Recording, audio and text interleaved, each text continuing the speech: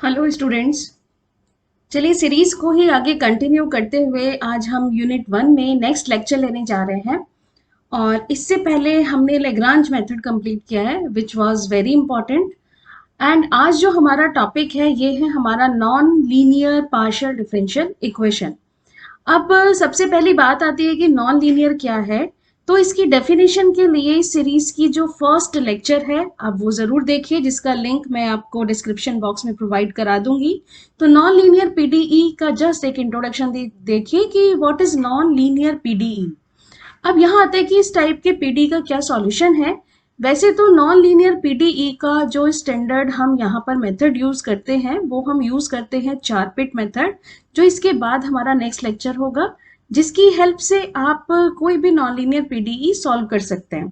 लेकिन Charpit method थोड़ा सा लेंदी है और चारपिट से तो सारे क्वेश्चंस हो ही जाएंगे, लेकिन चारपिट पढ़ाने से पहले कुछ नॉन लीनियर पीडीई के स्पेशल फॉर्मेट होते हैं कि अगर हमें क्वेश्चन उस फॉर्मेट में मिल जाए तो हमें चारपिट लगाने की रिक्वायरमेंट ना हो और हम डायरेक्टली उसका सॉल्यूशन इजी वे में लिख सके।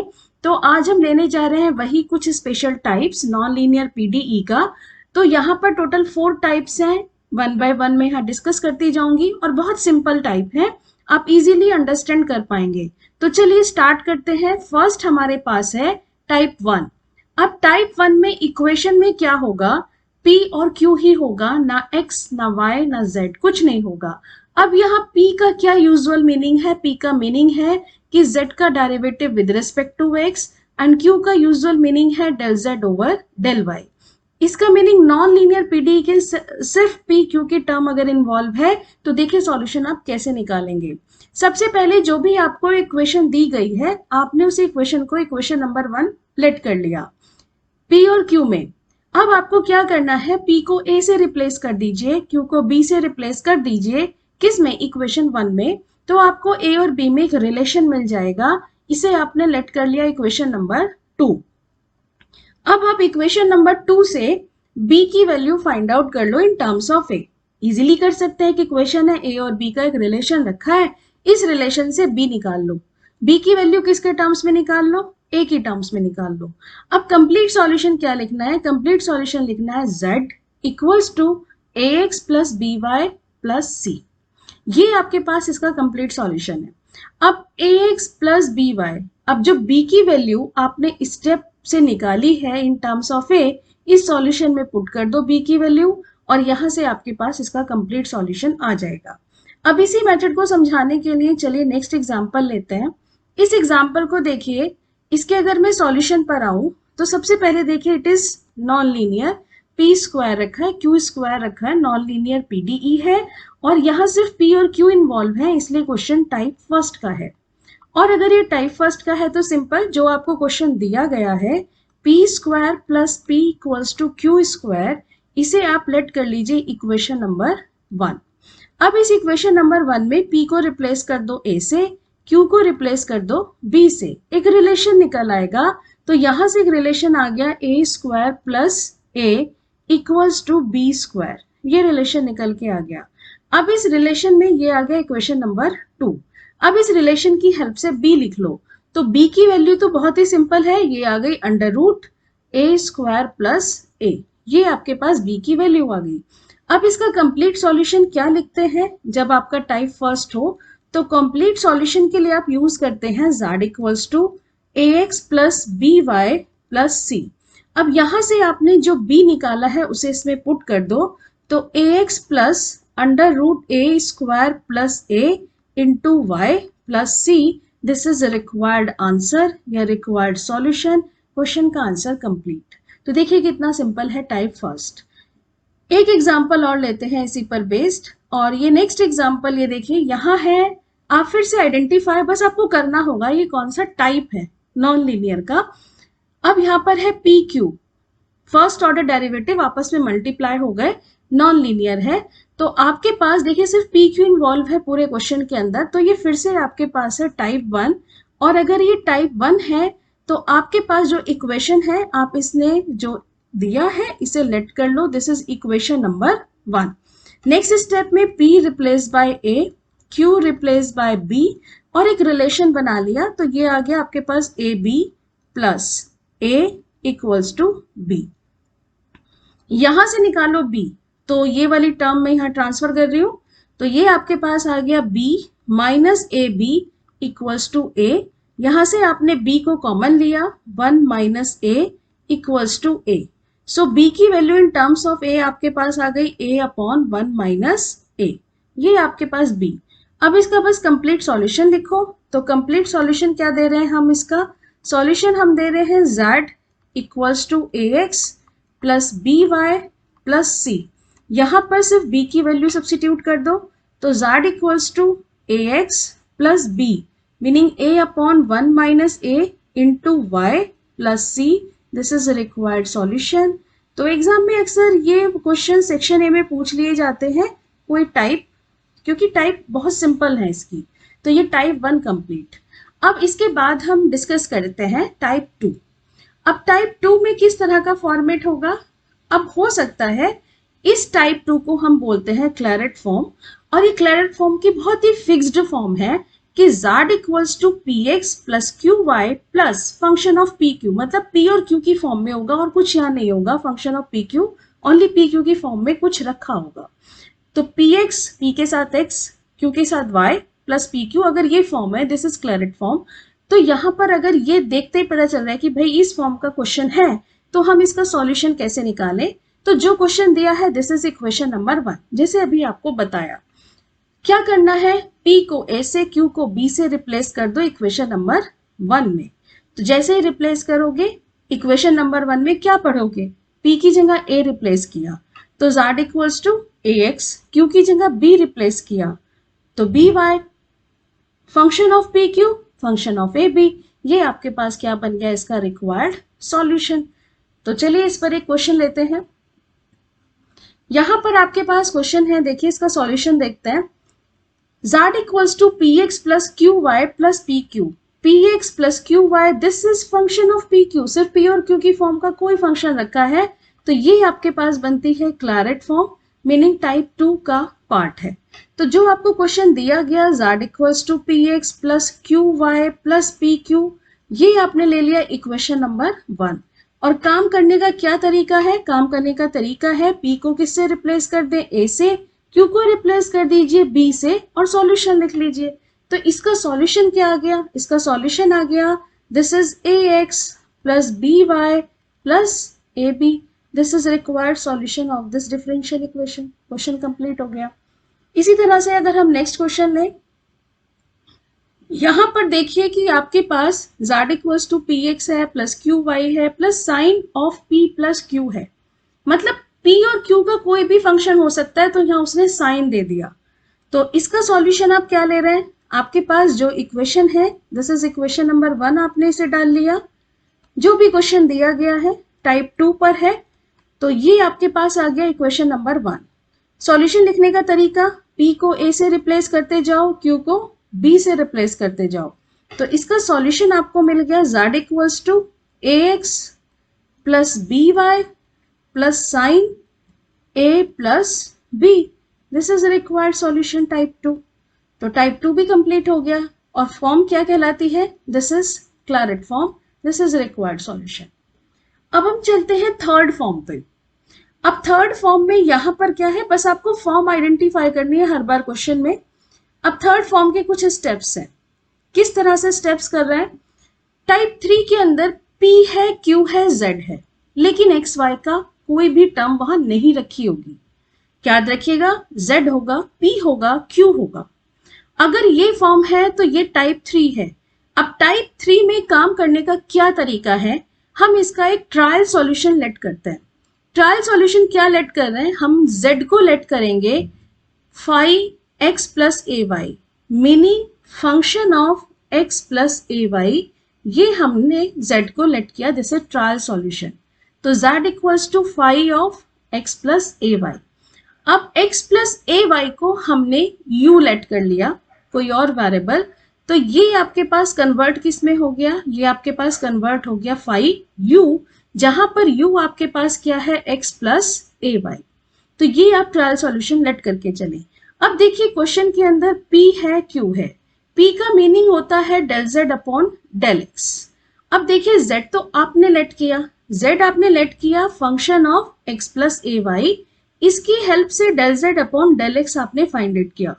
Del z upon del x मतलब इसको with respect to x differentiate कर दो तो फाई का डेरिवेटिव तो आ गया फाई डैश x प्लस ए वाई। अब किसके रेस्पेक्ट में कर रहे हो, x, तो x का डेरिवेटिव 1, ये आपके पास डेरिवेटिव बना। अब x प्लस ए वाई को क्या लेट किया, u, तो यहां पर आपके पास आ गया फाई डैश u।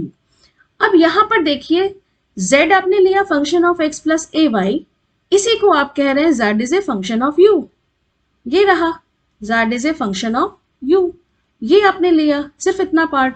अब इसका डेरिवेटिव z किसका वेरिएबल है या z किसका फंक्शन है, u का, इसको डिफरेंशिएट करके आप क्या निकाल सकते हैं, dz बाय du। जैसे सिंपली निकालते थे, मैं कहूं y is a function of x तो क्या निकालते थे, dy बाय dx। अब मैं कह रही हूँ z is a function of u तो क्या निकालेंगे, dz बाय du, बस वही निकाला है। तो dz बाय du क्या है, फाई डैश u। अब इसमें भी फाई डैश u, इसमें भी फाई डैश u, तो दोनों की हेल्प से क्या लिख सकते हैं, आप लिख सकते हैं del z upon del x equals to dz by du। ये आपने एक रिजल्ट ले लिया कि del z by del x की वैल्यू किसके बराबर है, dz बाय du, मतलब p क्या है, dz बाय du। अब सिमिलर वे, अब जो आपके पास z था, z equals to function of x plus A y, इसको डिफरेंशिएट करो विद रेस्पेक्ट टू y, तो फाई का first of all derivative phi dash आ गया और x प्लस ए वाई का डेरिवेटिव आ गया a। अब फाई डैश x प्लस ए वाई को आपने क्या ले लिया, फाई डैश u और a as it is. Similar way z क्या है, फाई u, इसको डिफरेंशिएट किया तो dz बाय du क्या है, फाई डैश u।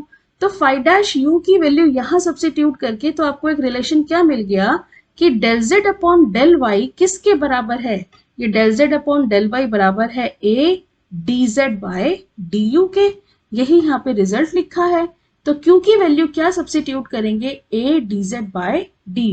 तो ये बस मैंने आपको प्रोसीजर बता दिया, लेकिन ये जो बॉक्स में हाईलाइट किए गए हैं, ये जो बॉक्स में हाईलाइटेड हैं, आप इन्हें डायरेक्टली याद रख सकते हैं, डायरेक्टली यहां से शुरू कर सकते हैं।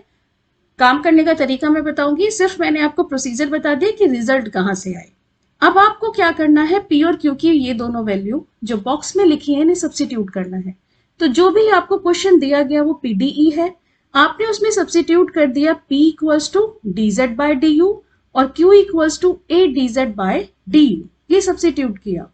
इतना सब्स्टिट्यूट करने के बाद जो पीडीई है वो ऑर्डिनरी डिफरेंशियल इक्वेशन में कन्वर्ट हो जाएगी, ओडीई, जो आपने सेकंड सेमेस्टर में ऑलरेडी पढ़ी है। जो भी ओडीई बनेगी उसे सॉल्व कर लो, उसे सॉल्यूशन निकाल लो।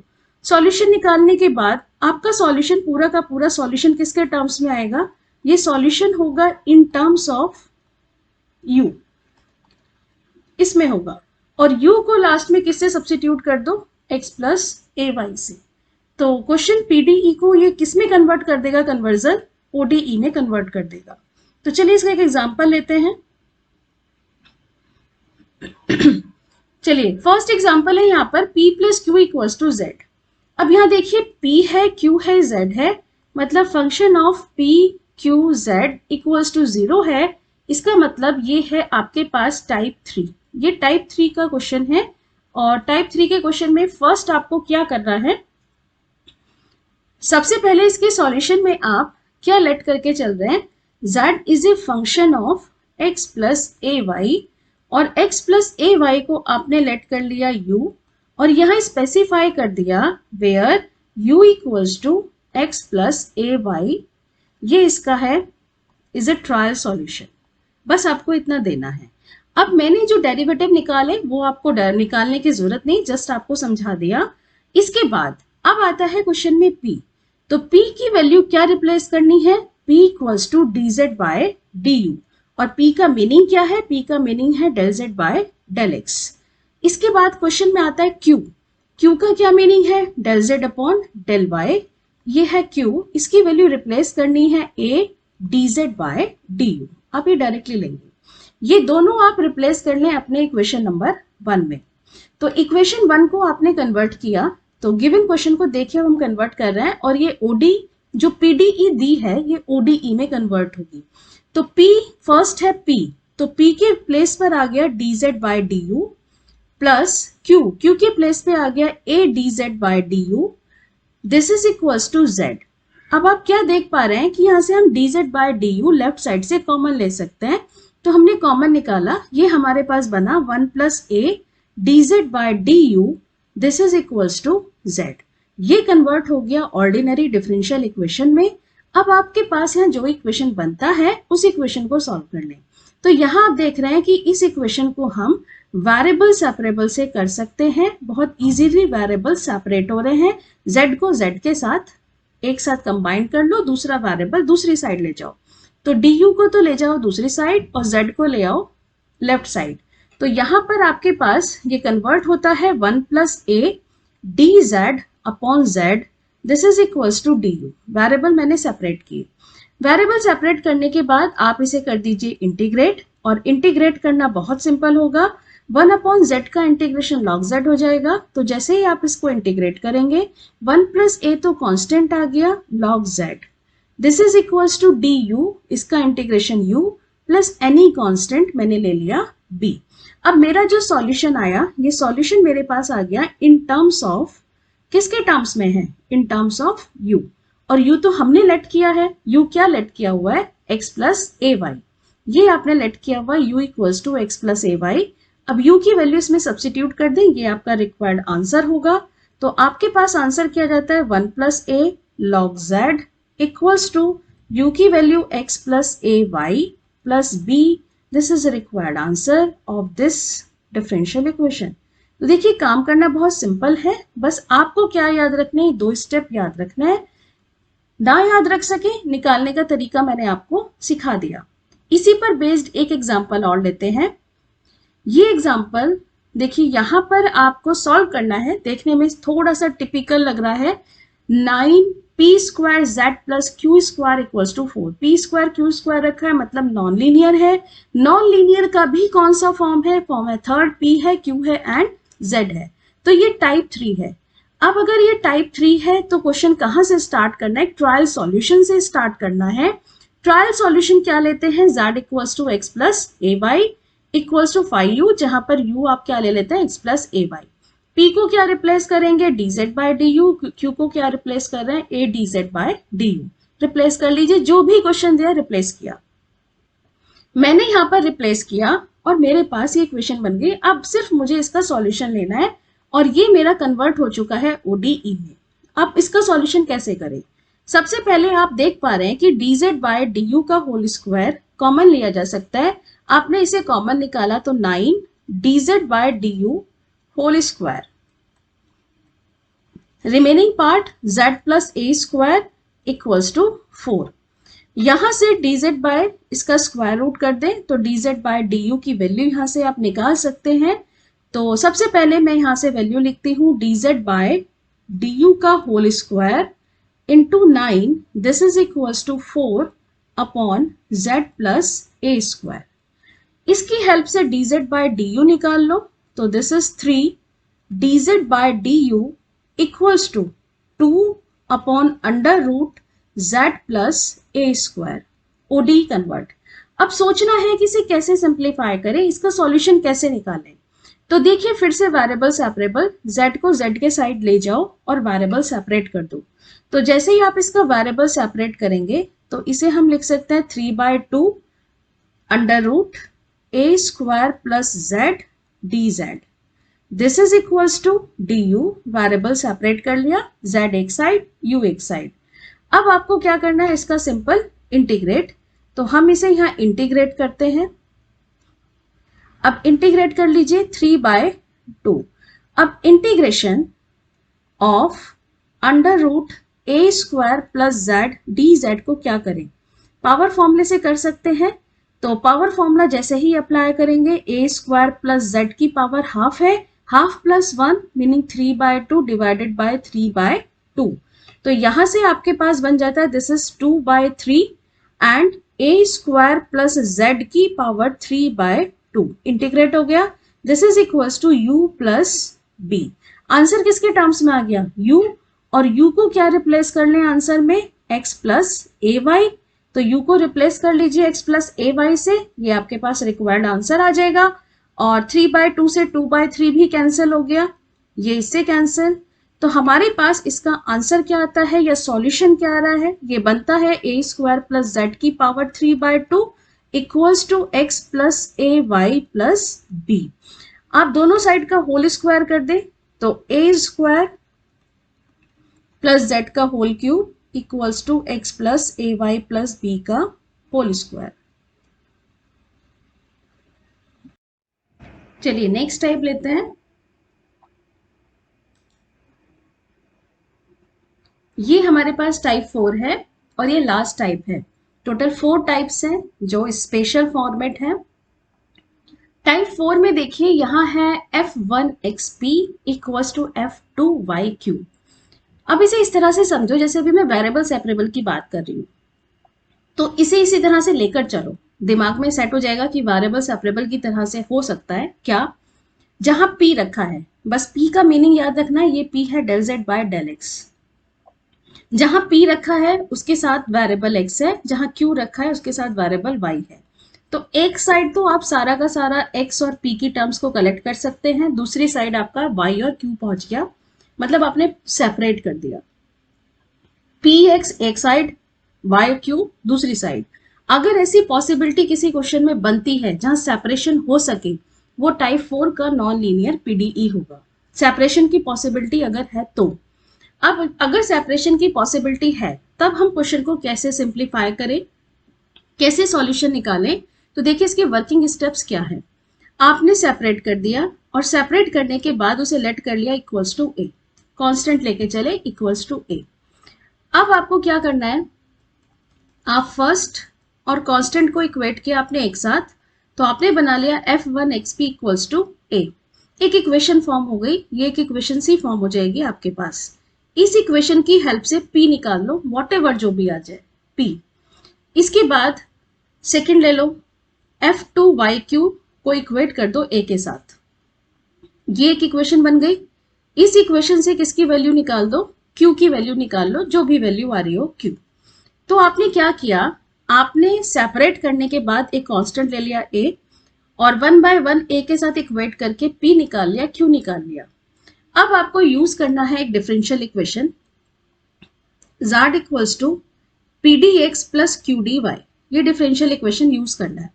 इस डिफरेंशियल इक्वेशन में p तो आप निकाल चुके हो, q आप निकाल चुके हो, दोनों की वैल्यू p और q की वैल्यू अपने क्वेश्चन के अकॉर्डिंग इसमें पुट कर दो।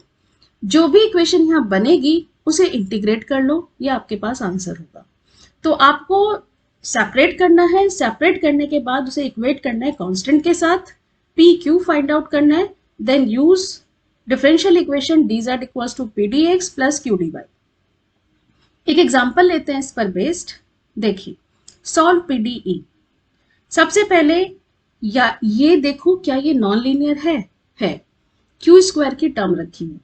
दूसरी चीज px एक साइड रखे हैं, qy एक साइड है, मतलब ये मेरे पास है टाइप 4 का क्वेश्चन, टाइप 4 के अकॉर्डिंग किया जा सकता है। क्या करना है सॉल्यूशन के अंदर, आप यहां पर p minus 3x square equals to q square minus y को लेट कर लो कांस्टेंट a। अब आप 1 बाय 1 इक्वेट करते जाओ, p minus 3x square equals to a, मतलब आपने फर्स्ट और ये ले लिया। यहां से p की वैल्यू निकाल लो, कुछ भी आ जाए, ये p की वैल्यू हमेशा किसके टर्म्स में होगी, x के टर्म्स में होगी, क्योंकि x और p एक साथ कलेक्ट किया हुआ है। This is a plus 3x square. Second आप ले लो, अब q स्क्वायर माइनस वाई को इक्वेट कर दो a के साथ और यहां से q की वैल्यू निकाल लो। तो यहां से तो मुझे q स्क्वायर मिल रहा है, q स्क्वायर की वैल्यू आ गई a प्लस वाई और इसकी हेल्प से हमने q लिख लिया under root a plus y. ये आपके पास p आ गया और एक आ गया आपके पास q। अब p और q निकालने के बाद हमें एक डिफरेंशियल इक्वेशन का यूज करना है। So we know that dz equals to pdx plus qdy। यहां पर p की वैल्यू आपने सब्स्टिट्यूट की a plus 3x square dx plus qdy means root a plus y dy, this is equals to dz। मुझे तो z चाहिए, so integrate. अब integration simple है क्योंकि dx के साथ सारी टर्म्स x की ही रखी हैं और dy के साथ ऑल टर्म्स y की हैं। तो इंटीग्रेट जैसे ही आप करेंगे आपको इसका आंसर मिल जाएगा। सो इंटीग्रेट कर रहे हैं, z equals to ax plus 3x cube by 3 से 3 cancel, plus root a plus y power formula a plus y raise to the power 3/2 2/3 plus any constant b। This is answer, this is required solution. ये आपके पास इसका solution आ गया। तो देखिए बहुत ही simple है, 4 types और आप इसे इजीली अंडरस्टैंड कर सकते हैं। अब इसी के बेस्ड पर कुछ प्रैक्टिस क्वेश्चन है, 4 प्रैक्टिस क्वेश्चन डाले, हर टाइप का एक डाला है। तो कोशिश करिएगा और अगर किसी भी क्वेश्चन में कोई डाउट आता है, क्योंकि जितने क्वेश्चंस आज हमने वीडियो में लिए हैं ये कभी ना कभी किसी ना किसी पेपर में आए क्वेश्चंस हैं। तो अगर किसी भी क्वेश्चन में 1 to 4 first second third fourth question में कहीं कोई डाउट है तो आप कमेंट बॉक्स में कमेंट करके पूछ सकते हैं। तो आई थिंक आपको ये लेक्चर समझ आ गया होगा, इजीली आप अंडरस्टैंड कर पाए होंगे। So thank you so much.